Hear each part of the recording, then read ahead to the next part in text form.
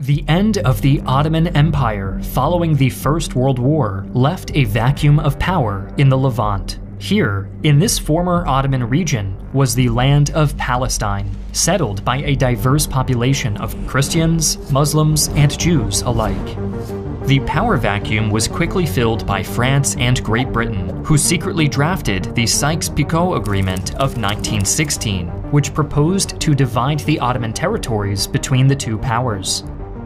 This contradicted the earlier McMahon-Hussein correspondence between 1915 to 1916, which stated that the area of Palestine, along with all of the Arabian Peninsula, would become part of a new pan-Arab nation, should the Arabs agree to help Britain defeat the Ottomans. While this occurred, the influential Zionist organization had their own designs in the area.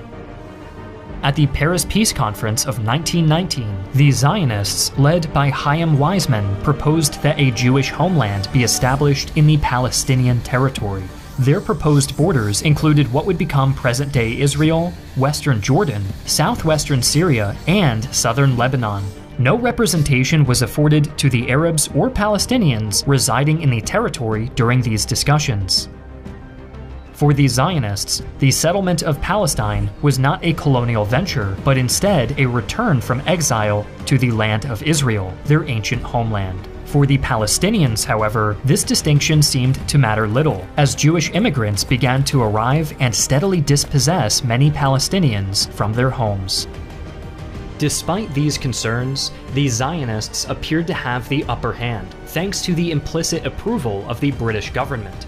The most telling example of this support for Jewish settlement in Palestine occurred in 1917, when British Foreign Secretary Arthur Balfour sent a declaration of support to Lord Walter Rothschild, a banker, politician, and prominent Zionist leader.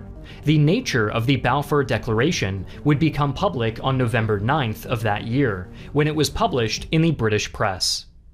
Ultimately, the final decision regarding Palestine was a blend of Zionist aspirations and British geopolitical interests. Britain's strategic aims in neighboring Egypt, especially around the Suez Canal, aligned with the Zionist vision for a Jewish homeland. This shared vision led to the creation of the British-controlled Mandatory Palestine, which encompassed the territories of modern-day Israel, the West Bank, and Gaza. As the years under British governance rolled on, discord between the Jewish and Arab communities soon broke out, with each side nurturing national aspirations that often clashed. The Balfour Declaration of 1917 continued to fuel Zionist immigration and land purchases, exacerbating tensions with the indigenous Arab population. In 1936, these tensions exploded with the Arab Revolt against both the British Mandate and Jewish immigrants settling in the region. In an attempt to quell the unrest, the British proposed several solutions, including the partition of Palestine into separate Jewish and Arab states. The proposed borders gave the Jewish state about 1/3 of Palestine, including the Galilee, the Jezreel Valley, and the coastal plain, while the Arab state received Judea, Samaria, and the Negev Desert. However, the plan was met with mixed reactions. The Jewish community was divided, but more inclined toward acceptance, while Arab leaders denounced the proposal, refusing the idea of land partition and population transfer. While the seeds for the Israeli-Palestinian conflict were planted in the aftermath of the First World War, the recent violence is the result of decades of deep mistrust and animosity between both sides. Creating an objective documentary on the history behind these events is a daunting task for creators who want to convey the facts without bias, especially when information and disinformation is being disseminated so quickly through social media. An example of this is when Israel attacked the Al-Shifa hospital in November because the IDF claimed it was a Hamas hideout. Over 100 news sources reported on this, but chances are you just saw one headline about it. With our sponsor, Ground News, I can compare every single article on this story from a variety of sources around the world. Beside every headline is a rating for political bias, reliability, and ownership of the source. These are meant to be a guide, generated using 3 independent news monitoring organizations to give you an idea of the spectrum of coverage on the topic. Compare this left-leaning headline to this right-leaning source. See the major differences in how they frame the story? Ground News gives you access to information in one place so you can think critically about what's reported and how it's reported. I believe Ground News is a useful tool if you're looking to be well informed. Support us by visiting ground.news/armchair. Pro subscriptions cost less than $1 a month, or save 40% off unlimited access with the Vantage subscription, which is what I use. Thank you to Ground News for making this video possible. In the shadow of these failed proposals, extremist factions emerged, fueled by deep-seated grievances. Jewish groups like the Irgun and Stern Gang orchestrated terrorist attacks against British and Arab targets, aiming to expedite a Jewish state's establishment. Concurrently, Arab extremists retaliated with groups like the Arab Higher Committee and later the Holy War Army, aiming to counter Jewish insurgents and challenge British rule. The 1940s witness an escalating spiral of violence, with both Jews and Palestinians employing terrorism as a means to further their respective nationalist agendas.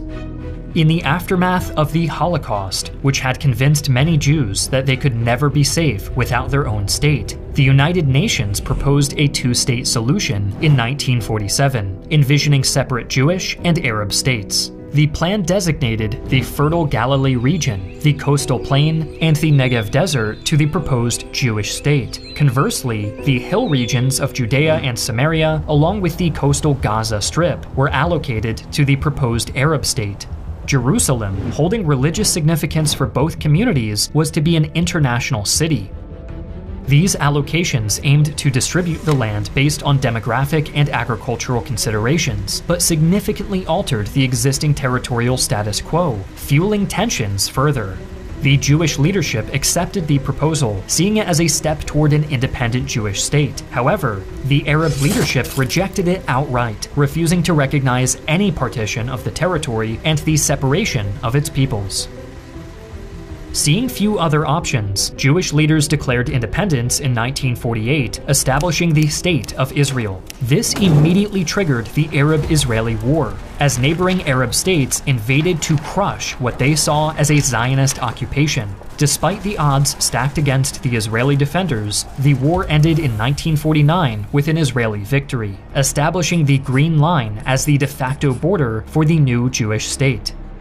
The Green Line expanded Israel's territory beyond the UN's proposed boundaries, incorporating Western Galilee and a broad corridor through the Negev Desert. By the end of the war, over 700,000 Palestinians had been permanently displaced from their homeland, with many reduced to the status of refugees. This event would be known as the Nakba, or catastrophe, by surviving Palestinians and the rest of the Arab world.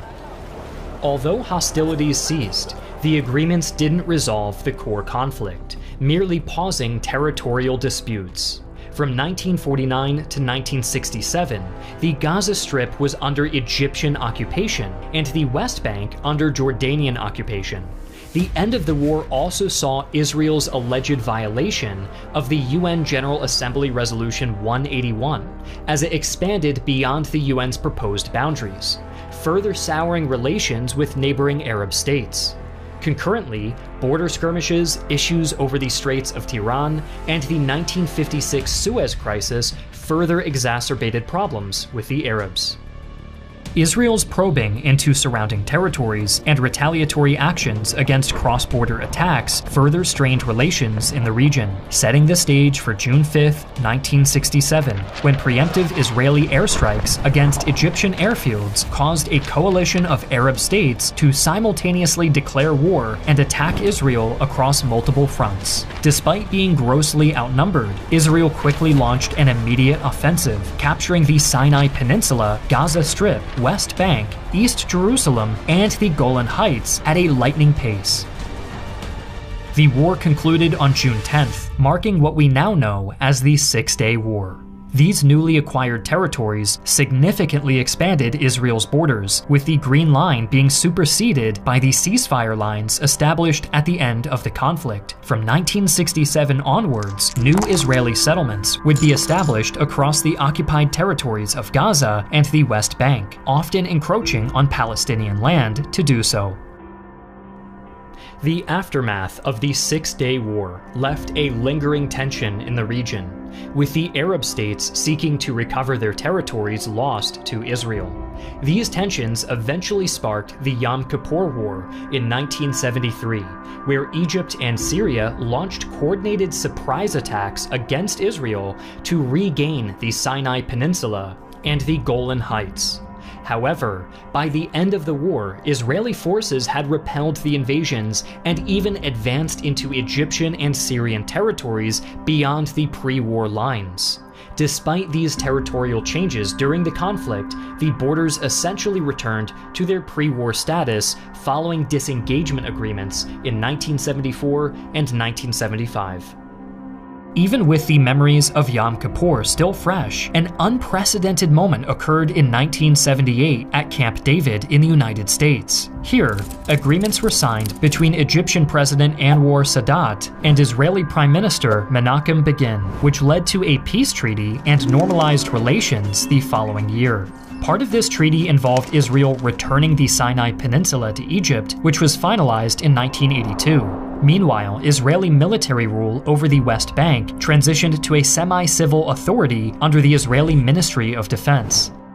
Since its establishment in 1964, the Palestine Liberation Organization gained significant influence in the region. Its pursuit for Palestinian self-determination led to the Arab League officially deeming them the sole legitimate representative of the Palestinian people in 1974. This recognition marked a pivotal moment in the Palestinian struggle, as the PLO's influence began to extend into neighboring countries like Lebanon. This expansion contributed to Israel's 1982 Operation Peace for Galilee, initially aimed at expelling PLO forces from Lebanon. As the conflict rapidly escalated into an extended occupation of southern Lebanon, Israel established a security zone to thwart attacks, leading to intricate conflicts with Lebanese factions and the emergence of Hezbollah as a key political player in the region. This occupation, marked by its flagrant territorial violations, significantly impacted Israeli-Lebanese relations and the broader Middle Eastern geopolitical landscape. The Israeli presence in southern Lebanon continued for nearly 2 decades, marked by persistent military engagements, political backlash, as well as international scrutiny and criticism. The occupation would only end with Israel's unilateral withdrawal in 2000. However, this did not put an end to the PLO's activities within Israel and other parts of the region. The PLO's involvement in hijackings, attacks on civilians, and guerrilla warfare led countries like the United States and Israel to label it a terrorist organization during that period, though their reputation began to change over the late 1980s. The PLO's chairman, Yasser Arafat, alongside other Palestinian parties, became instrumental in setting the stage for the Oslo Accords, which aimed to transition toward more structured Palestinian self-governance and a potential two-state solution. Signed in 1993, the Oslo Accords established the Palestinian Authority, granting it limited self-rule over parts of the West Bank and the Gaza Strip for a transitional period, with the aim of achieving a final peace settlement within 5 years. The Accords divided the West Bank into 3 areas: Area A under full authority control, Area B under Palestinian civil control and Israeli security control, and Area C under full Israeli control. The Palestinian Authority was given control over most population centers in the West Bank and Gaza, while Israel retained control over Jewish settlements, military areas, and most of the natural resources. This arrangement was meant to be a stepping stone toward a two-state solution, although the subsequent Camp David negotiations in 2000 failed to establish a permanent settlement. The transitional period set by the Oslo Accords was complex, further exacerbated by the Second Intifada, a major Palestinian uprising from 2000 to 2005 following the failed Camp David negotiations. In 2005, shortly after the suppression of the uprising, Israeli Prime Minister Ariel Sharon took a unilateral step to withdraw from the Gaza Strip. This evacuation involved dismantling all Israeli settlements in the Gaza Strip and 4 in the northern West Bank. The disengagement was aimed at improving Israeli security, reducing friction between Israelis and Palestinians, and advancing the peace process, but Israel still retained control over Gaza's airspace, territorial waters, and border crossings, except for the land border with Egypt, which is controlled by Egypt and the Palestinian Authority. Despite the disengagement, relations did not improve. The Gaza Strip instead came under the control of Hamas in 2007, following a civil war in the region.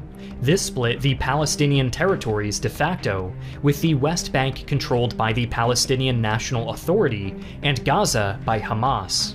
Ever since, conditions in Gaza have been dire due to the Israeli and Egyptian blockades aimed at limiting Hamas's influence, economic struggles, and ongoing conflict. More recently, tensions between Hamas and Israel have surged, culminating in the disastrous confrontation that began in October of this year.